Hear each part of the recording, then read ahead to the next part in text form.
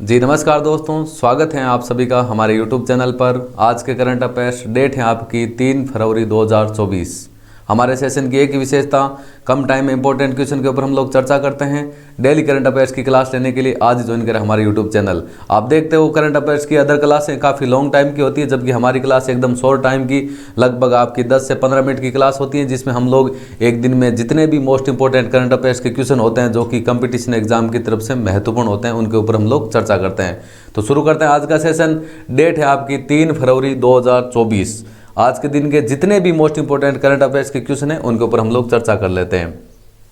तो आज का क्वेश्चन नंबर 1 आपके सामने दे रखे हैं कि लगातार 6 बार बजट पेश करने वाली दूसरी वित्त मंत्री कौन बनी है। अब हम बात करें भारत की जो वर्तमान में वित्त मंत्री कौन है आपका, उनका नाम आपको पता होगा, निर्मला सीतारामन, जो कि भारत की वर्तमान की जो वित्त मंत्री हैं, जो कि लगातार 6 बार बजट पेश करने वाली दूसरी वित्त मंत्री बनी है।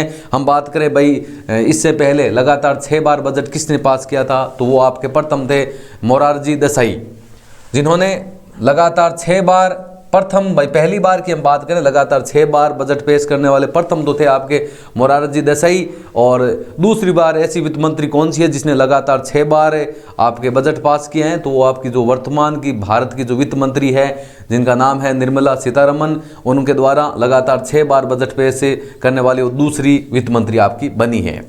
इसके बाद हम बात करें क्वेश्चन नंबर 2 की। आज का क्वेश्चन नंबर 2 है आपके सामने दे रखा है, ध्यान से देखो, बहुत ही इंपॉर्टेंट क्वेश्चन है आपका कि 16वें वित्त आयोग में कितने पूर्णकालिक सदस्यों की नियुक्ति की गई है। सबसे पहले आपको यह पता होना चाहिए कि आज तक कितने वित्त आयोग बनाए गए।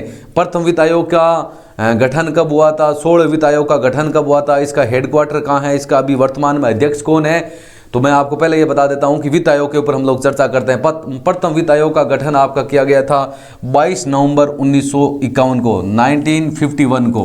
डेट आपको पूछे या नहीं पूछे अलग बात है, सन आपको पूछे कि प्रथम वित्त आयोग का गठन आपका कब किया गया था, 1951 को। और हम हमारी क्वेश्चन क्या है आपका, किस वित्त आयोग के गठन से संबंधित है। अभी वर्तमान में आपका 16 वित्त आयोग आपका चल रहा है, जिसका समय काल हम बोल सकते हैं, एक वित्त आयोग का शासनकाल आपका 5 साल का होता है और 2026 तक ये शासनकाल आपका चलेगा।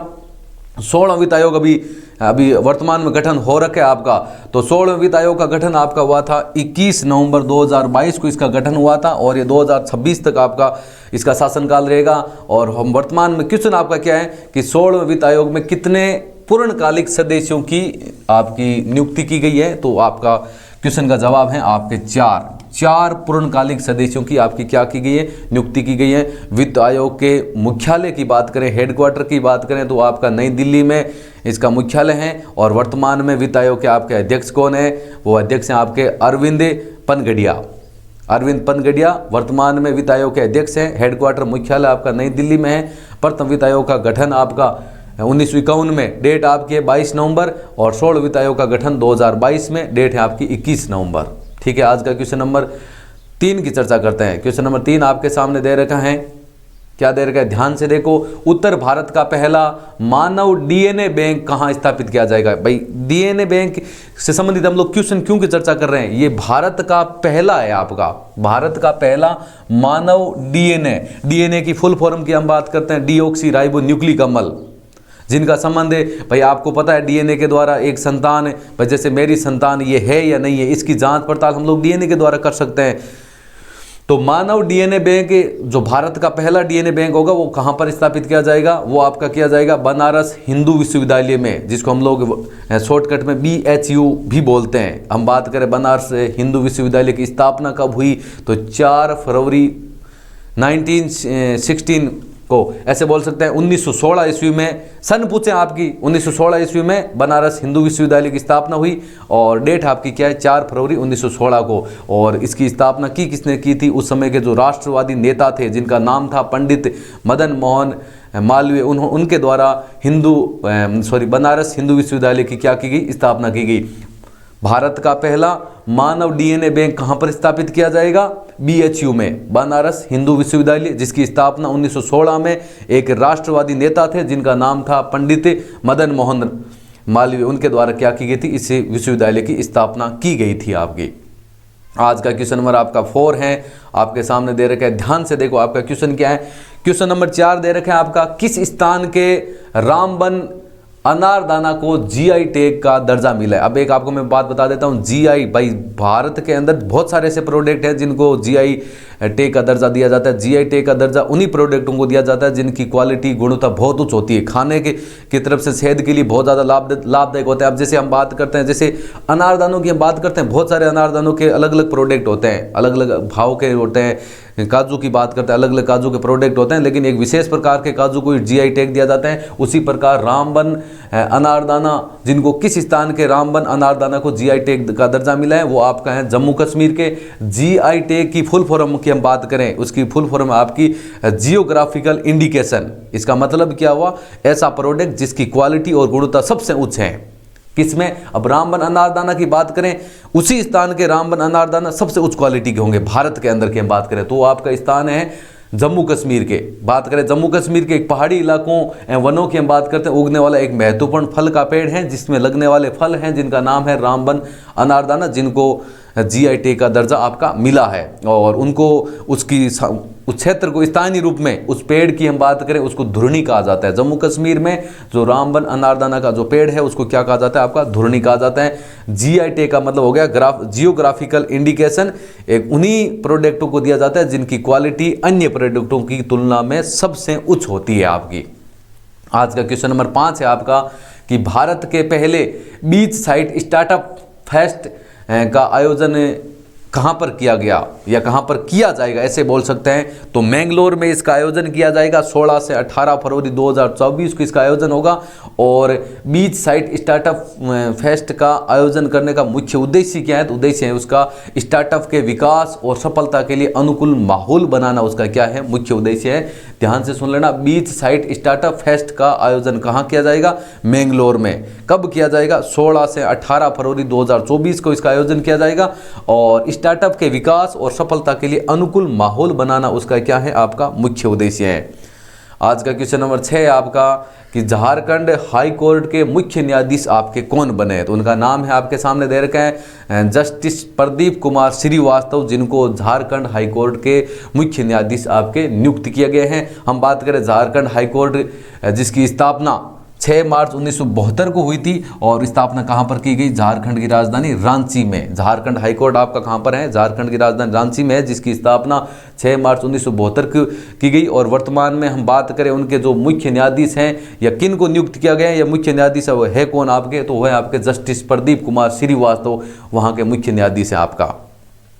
आज का क्वेश्चन नंबर आपका 7 है आपका, THDC इंडिया लिमिटेड द्वारा ग्रीन हाइड्रोजन पायलट परियोजना का उद्घाटन आपका कहां पर किया गया। पहले हम बात कर लेते हैं भाई, ये THDC इंडिया लिमिटेड कंपनी है क्या, तो मैं आपको ये बता देता हूं, जिसका गठन किसका, THDC इंडिया लिमिटेड कंपनी का गठन आपका किया गया जुलाई 1988 में इसका गठन किया गया। और ये आपकी जो इंडिया लिमिटेड जो कि कंपनी है, जो कि 2400 मेगावाट के टिहरी हाइड्रो पावर कॉम्प्लेक्स तथा जल विद्युत परियोजनाओं के विकास, परिचालन और अनुरक्षण के लिए किया गया था। मतलब वहां से आपका विद्युत उत्पादन करने के लिए, विद्युत भी कितनी उत्पादन होगी, 2400 मेगावाट। कहां से, THDC इंडिया लिमिटेड के द्वारा। और उनके द्वारा आपकी ग्रीन हाइड्रोजन पायलट परियोजना का उद्घाटन आपका कहां पर किया जाएगा, तो उसका उद्घाटन किया जाएगा उत्तराखंड के ऋषिकेश में। ध्यान से सुन लेना, उत्तराखंड के ऋषिकेश में आपकी कंपनी है THDC इंडिया लिमिटेड, जिसके द्वारा ग्रीन हाइड्रोजन पायलट परियोजना का क्या किया जाएगा, उद्घाटन। हम बात करें THDC इंडिया लिमिटेड कंपनी की स्थापना कब हुई, उसका गठन कब हुआ, जुलाई 1988 में उसका गठन हुआ। और उसका मुख्य उद्देश्य क्या था, वो आपके सामने दे रखा है आपका। आज का क्वेश्चन नंबर 8 की चर्चा करते हैं। क्वेश्चन नंबर 8 है आपका, कि संघ लोक सेवा आयोग, जिसको हम लोग बोलते हैं UPSC, जो कि भारत का ऐसा एक एग्ज़ाम जिससे जितने सिविल जॉब होती है उसमें सबसे उच्च जॉब होती है आपकी जिला कलेक्टर की, वो UPSC के एग्ज़ाम क्लियर करने के बाद में आपको पता है प्राप्त होती हैं। तो हाल ही में संघ लोक सेवा आयोग UPSC के नए सदस्य आपके कौन बने, उनका नाम है संजय वर्मा, जो कि एक वरिष्ठ IFS अधिकारी है आपके। हम बात करें UPSC की, तो UPSC की फुल फॉर्म होती है आपकी यूनियन पब्लिक सर्विस कमीशन। और हम बात करें UPSC का मुख्यालय कहाँ पर है, आपका हेडक्वार्टर कहाँ पर है, नई दिल्ली में उसका मुख्यालय है। और UPSC संस्था की स्थापना आपकी कब की गई, 1 अक्टूबर 1926 को ऐसे बोल सकते हैं। सन पूछे 1926 में यूपीएससी की स्थापना हुई और डेट है आपकी 1 अक्टूबर 1926 को स्थापना की गई। हेडक्वार्टर मुख्यालय कहाँ है यूपीएससी का? नई दिल्ली में। यूपीएससी की full form union public service commission है। हाल ही में नए सदस्य आपके कौन बने? संजय वर्मा, जो कि एक वरिष्ठ आईपीएस आपके अधिकारी हैं आपके। आज का क्वेश्चन नंबर 9 है आपका, हाल ही में गुजरात के किस हवाई अड्डे को अंतर्राष्ट्रीय हवाई अड्डे का दर्जा दिया गया है? तो वो आपका है सूरत हवाई अड्डे को। सूरत के अंदर जो हवाई अड्डा है जिसको हाल ही में अंतर्राष्ट्रीय हवाई अड्डे का दर्जा दिया है, मतलब वहाँ से जितने भी वायुयान हैं वो अंतर्राष्ट्रीय लेवल, जैसे किसी इतने दिनों तक जो आपका सूरत का हवाई अड्डा था उसमें भारत के अंदर मतलब राष्ट्रीय वायुयान उसके अंदर यात्रा उड़ान भरते थे। लेकिन आज के बाद की हम बात करें, जो सूरत का हवाई अड्डा होगा वहाँ से इंटरनेशनल जैसे दूसरे देशों के लिए वायुयान वहाँ से उड़ान भरेंगे आपके। आज का क्वेश्चन नंबर आपका 10 है, ध्यान से देखो आपका, कि किस राज्य में चौथे रुसुमा ऑरेंज फेस्टिवल 2024 का आयोजन किया गया? क्वेश्चन आपका किस प्रकार पूछा जा सकता है कि रुसुमा ऑरेंज फेस्टिवल 2024 का संबंध किस राज्य से था? तो आपका ए ऑप्शन आपका इसके अंदर राइट है, इसका ए ऑप्शन नागालैंड इसका राइट आंसर है। क्वेश्चन नंबर 10 का आंसर क्या आपका? नागालैंड।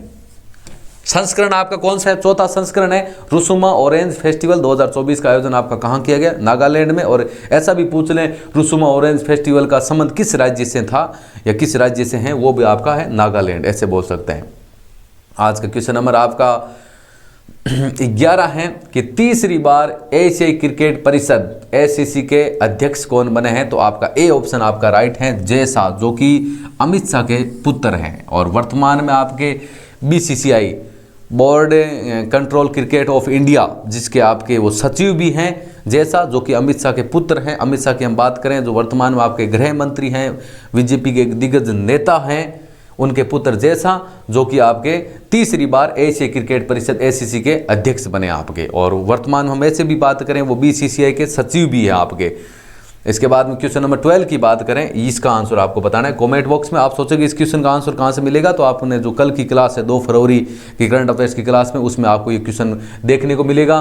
क्वेश्चन है कि आपका किस बॉलीवुड अभिनेता को प्रतिष्ठित चैंपियंस ऑफ चेंज अवार्ड से सम्मानित किया जाएगा? कैसे कहने का मतलब ये हो गया, उनको मानव कार्यों के लिए, मानव के भला, जो गरीब लोग हैं उनका भला करने के लिए एक प्रतिष्ठित पुरस्कार है जिसका नाम है चैंपियंस ऑफ चेंज अवार्ड। उसका आंसर आपको बताना है कमेंट बॉक्स में।